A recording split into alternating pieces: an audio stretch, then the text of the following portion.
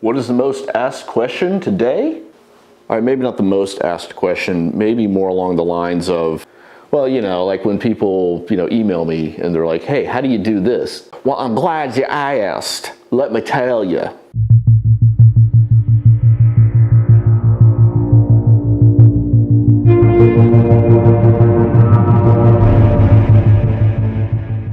So some of the biggest questions that I typically get from people that own RASAs or are looking at buying a RASA is, how do you shoot flats and how do you shoot darks? So with any RASA or an SCT with a Hyperstar, you're going to have a setup like this. Basically, your camera is on the top, on the corrector plate, that's all pointing up.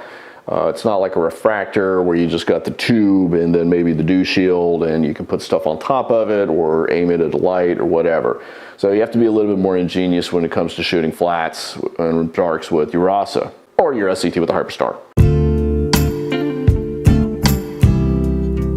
So the first thing you can do is just shoot sky flats. And that's the most common method that most people have done for years before they came out with LED lighting and light boxes and all that other crap. Basically, you just point the telescope up at the sky, either that hour right at sunrise and that hour right before complete sunset, where you have flat illumination across the entire sky, or at least a good majority of the sky.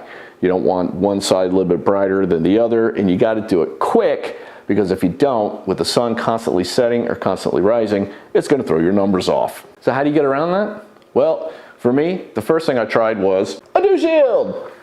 Typically, if you own a RASA or an SCT with a Hyperstar, you're going to need a dew shield. I mean, if you're not using one, you really don't know what's going on here. I'm just kidding, but seriously, you don't know what's going on here. You need a dew shield. With the dew shield, you can still go ahead and do sky flats. Now, the best way to do sky flats is the white t-shirt method. The t-shirt method is literally the t-shirt across the top of your dew shield. You want it nice and flat, and you want it a little bit tight all the way around so there's no creases, there's no edges, and there's no folds. You don't want that coming in through your field. Still pointing up at the sky. Again, that time right before sunset and that time right before sunrise, you can go ahead and shoot your flats. What I would recommend is when you put the t-shirt across, stretch it nice and tight, and then go and wrap something around your dew shield in order to hold it in that position.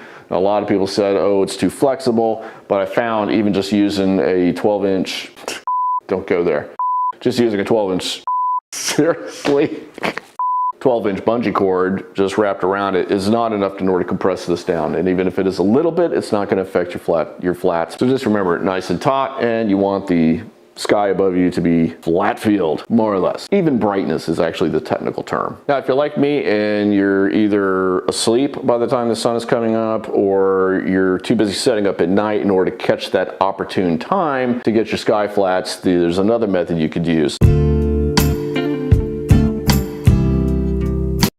And that is using an artist lit tracing pad. And basically what these are for is somebody will put a picture over the top of this, turn it on, and then another piece of paper so they can trace over the top of it. It illuminates from the back going to the front. This one was on Amazon. I want to say it was like maybe $20 or something like that. It plugs in by USB. So if you're using your computer or a Pegasus power box, you can plug it into one of your 3.0s, which gives you powerful time. And then you can use this at night to just pop over your scope. Now, obviously, you don't want to turn this on while you're out in the field with a bunch of people around you. They're going to be pretty upset because as you turn it on, it of course gives white light. Now, the only problem with this is that, and I'm not sure if you're going to be able to see it in the camera, but there is a kind of like a matrix that's on here. So for every white pixel, there's a black pixel. So that doesn't give you flat field illumination. It's going to be a little bit skewed, but there is a way you can get around this. One is, of course, to put your t-shirt back over the top again, and then turn your pad on bright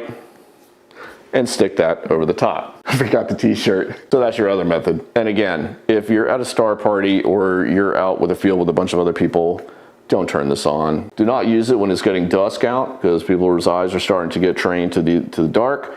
You don't want to do that. You don't want to screw them up. You don't want to get shot, all right? You can do it in the morning time when the sun's coming up, or you can just do it at home, which is the easiest thing to do, which is typically what I do. I just wait till I get home.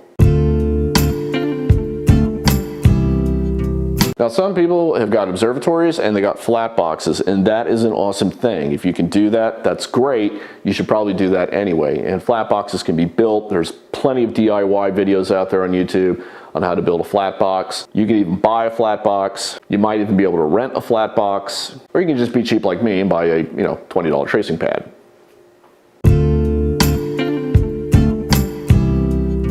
Now, something else you can do with the tracing pad if you don't want to use the t-shirt method, because sometimes the t-shirt, even with this on full bright, is going to be too dark when you're trying to shoot your flats, and you want to try to get that level right where you need to be. The other option you can do is just use sheets of paper. However many sheets of paper you want will help to diffuse the background so it becomes a flat field across, and you can put several layers of paper to get varying darknesses or take them away till you get brighter or lightnesses. Lightnesses? Is lightnesses a word? Man, my English teacher is going to kill me. She always said it wasn't going to amount to much. Damn, she was right. So yes, paper method, LED panel. Works great! Another method you can do is the laptop method. Now this is pretty easy all around, and all you have to do is go online, and you want to just go into Google bar. I haven't had much luck with Bing, but just go to Google and type in white screen background, and then when it pops up, click on images. And when you click on images, you will get basically wallpaper that's white. If you select that, you don't want to set it to your background and then use it on the laptop. So the reason behind this, of course, is your icons for your laptop are still going to be there. So either you could bring that to the forward or just save it as a picture, as a JPEG file, then open up the JPEG and make it full screen. Now this is also going to work if you're using some sort of a tablet, but however, if you can get a tablet this big, you're doing pretty well. There are some laptops that does fold into tablet form, at which point you could still leave it completely up and just place it over the top and shoot it that way. Again, you can use a t-shirt in order to diffuse the light, or pieces of paper.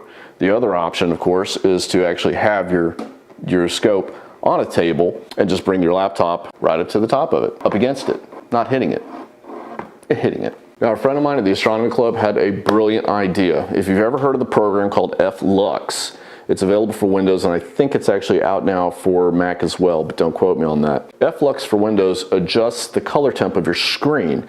It's basically used for nighttime, people that are working at night on their laptops, they're on the road, or they're traveling, or just sitting in bed, cruising the internet.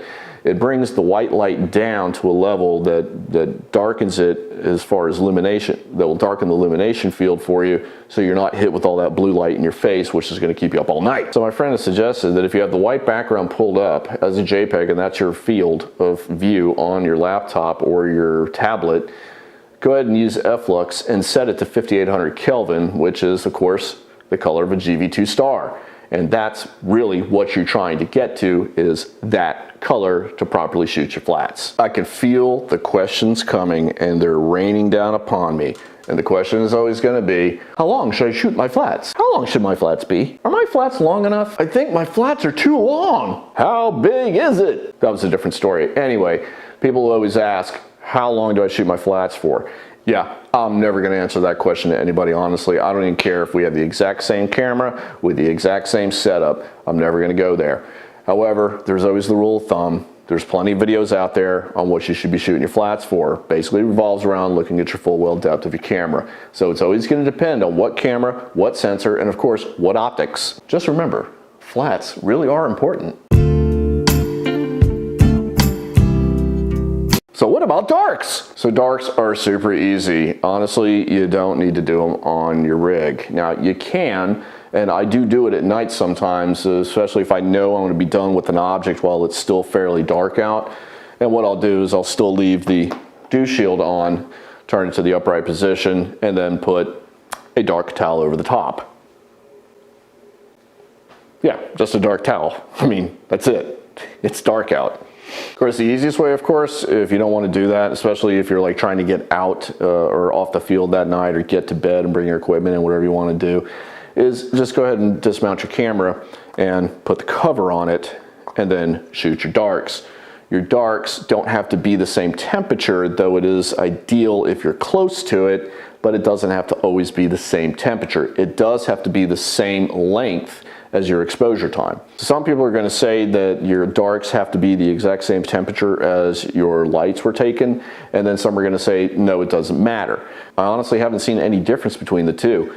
If I've taken my darks at the same exact time that I took my lights in a varying of like 5 to 10 degrees or so, I haven't noticed that between cooling the camera down to -20 inside, and again, that's -20 from ambient, not -20 degrees as you see it in Celsius. For me at least, I don't believe that my darks need to be the exact same temperature as what is outside. Again, I set the camera for -20°C, that's what it cools down from, but it's cooling down -20°C from ambient. So you can tell me that I'm wrong. I don't care. I'm still gonna shoot my darks the same way.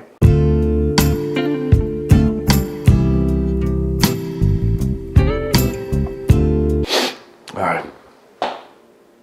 What, you're still here? What more do you want?